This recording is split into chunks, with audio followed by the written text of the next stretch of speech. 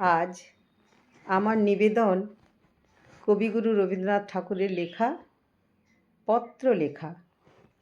দিলে তুমি Sonamura fountain pen, কত মতো লেখার আসবাব, ছোট ডেস্কোখানি আখরোট কাঠ দিয়ে গড়া, ছাপ মারা চিঠির কাগজ নানা বহরের, রূপোর কাগজ কাটা এনামেল করা, কাঁচি ছুরি গালা লাল ফিতে, কাঁচের কাগজ চাপা লাল নীল সবুজ পেন্সিল।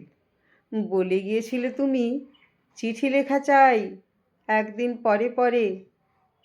লিখতে বসেছি চিঠি, সকালেই স্নান হয়ে গেছি। লিখি যে কি কথা নিয়ে কিছুতেই ভেবে পাইনে তো। একটি খবর আছে শুধু, তুমি চলে গেছো। সে খবর তোমারও তো জানা, তবু মনে হয় ভালো করে তুমি সে জানো না।